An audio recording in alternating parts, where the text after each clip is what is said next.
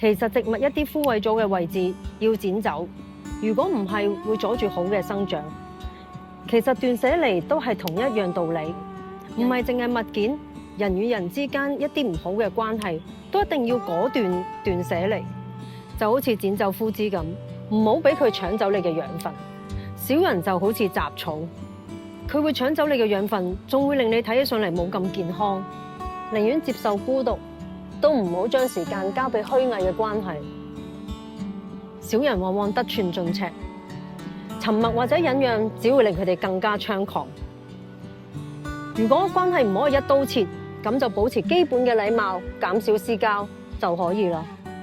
強化自己嘅圈子，專注結交真誠、價值觀相近嘅朋友，正能量人際關係會自然排走有毒嘅連結，清除枯枝雜草，先可以長出新生嫩芽。